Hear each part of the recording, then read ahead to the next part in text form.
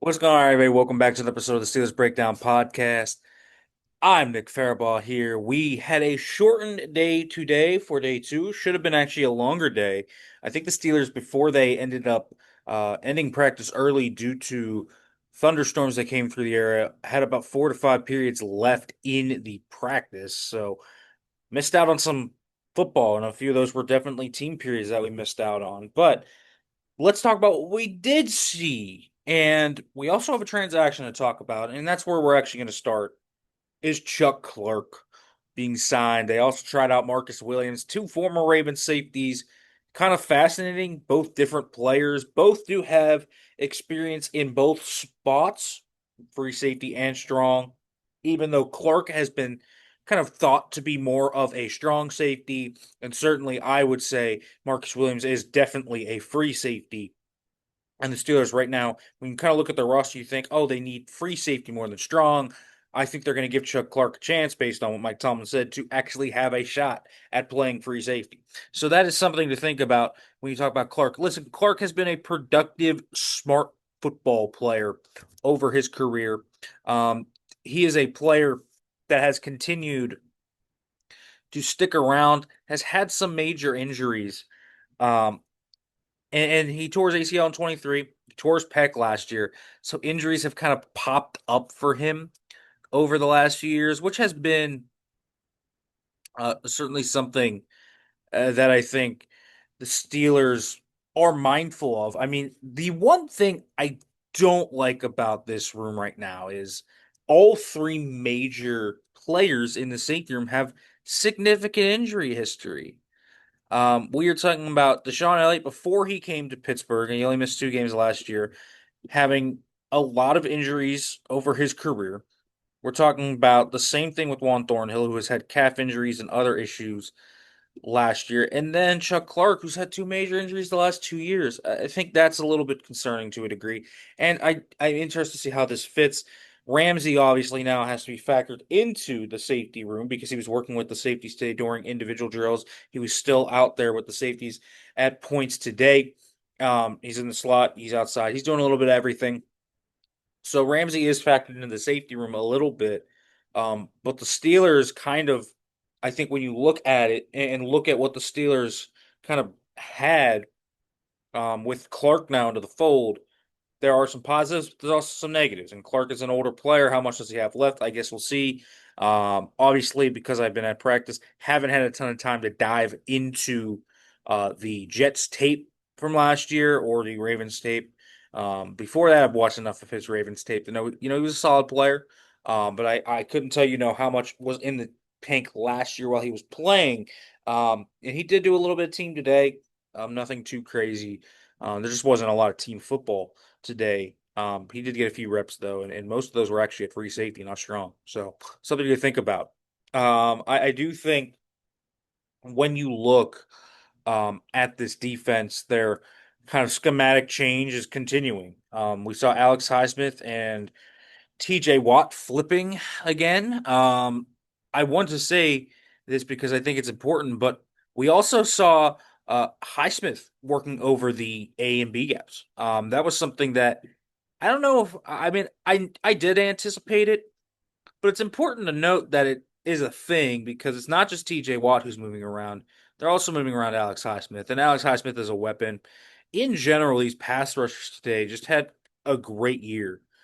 Sorry, a great day. When you talk about what Nick Herbig did today with some of his pass rush wins, and Jack Sawyer putting it together today for some nice wins. It's good to see that from your edge rushers, especially the two young guys in Herbig and Sawyer, and then you have Watt and Highsmith moving around. The Steelers are definitely matchup hunting more. They are trying to look, I think, for easier ways to get their guys free. Jalen Ramsey blitzed more than a few times today off the edge as a slot player. I think that's going to be a big part of his game, a big part of what the Steelers see in him. He's going to be a player that can come down, be an impact player in the line of scrimmage. He's going to be a player that can play deep at safety if they need him to. He's a player that can play man to man outside. He's a player that can play man to man in the slot. He can do so many different things. So I think Jalen Ramsey having that versatility is really a boon to the Steelers defense and what they can do on the back end. Lots of disguising coverages, lots of different looks. So that has been something that has really stuck out to me about the Steelers. Something else that I've noticed about Pittsburgh is this corner room just looks deep as heck. It really does. Besides the three obvious starters, in Slay, JPJ, and Ramsey, um, Eccles is having a nice start to camp. We're seeing Corey Trice continue to make plays. I think Trice, is kind of a fascinating player in the fact that he's kind of buried now. There's not really a path without injury to him starting this year at all, but he looks legit out there too. He's kind of a fun player and he's always looked good in this setting. This is year 3 for him. But um, I'm still encouraged by him.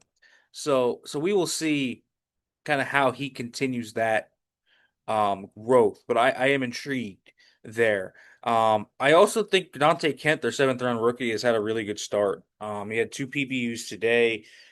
He's on the third team right now. Beanie Bishop is there too, and he's a solid player. I do think this corner room is really deep. So even if they have injuries, I think they have some talent to absorb some of those, which I think is good to know, especially when you have an older secondary and you make those investments in guys like Slay and Ramsey. Um, this offense, some notes that I have from the offense, less Jalen Warren today, but my guess is that was intentionally scripted by Mike Tomlin. He was out there still in 7 shots and out there in team drills, but they were mixing in more Kenneth Gainwell and more Caleb Johnson with the first team. I think with Johnson and Gainwell in particular, they're the new guys. You got new scheme. You want to learn them. You want to learn the ins and outs of them. I think that was an important thing the Steelers do this year, time of year. So when you see, less scripts for a guy like Jalen Warren, who's been around, who you know really well, I don't think it's any surprise that you see more Caleb Johnson, who made two really nice catches, by the way, away from his frame. We will not get the pass pro side of things until next week when they go into pads on Tuesday. But what we will see is the hands. And yeah, I said this since the spring. He's made some nice catches outside his frame. Like, he wasn't asked to do it a ton at Iowa, but this looks like a guy that actually has the ability to be a solid enough pass catcher to function at the NFL level. He's not a body catcher. He makes them away from his frame. He's made some like really good catches outside his frame. Like the one today was over the like middle on a kind of a little circle route. And Rodgers kind of threw it a little behind him and he just snagged it behind, like kind of outside his frame above his head. Natural stuff like that is encouraging for Caleb Johnson. Will Howard also got QB3 reps today. He got QB4 reps yesterday. So that's not surprising. He and Skylar Thompson are in a battle there for that QB3 spot. I think Will Howard is the favorite there. He looks good so far. Since the first day of OTAs where he just really struggled to now, the growth there mentally, the processing has been so, so good. He has gotten much better in that regard. It's not like we're seeing a guy that looks like he has his deer in the headlight. He's a deer in the headlights. I think that's something with Will Howard that's really good. If you're learning and consistently getting better, that's the positive you really want from your rookie quarterback. And I think he's checking most of the boxes right now. So good start to training camp for Will Howard. He's made a few actual really nice throws that I really liked. The DK Metcalf and Aaron Rodgers connection looks way crisper today than it did yesterday. Again, time's going to allow that to happen. He made a really nice throw at 7 shots. There were some other plays where they seemed to just be kind of on the same page, even though it wasn't a touchdown. The fade route was just a gorgeous throw by Rodgers. Really good coverage by JPJ, but I mean Rodgers cannot have put the back shoulder throw any better. There was another throw Rodgers made, just Calvin Austin off his back foot today up the seam on a double move that was freaking awesome.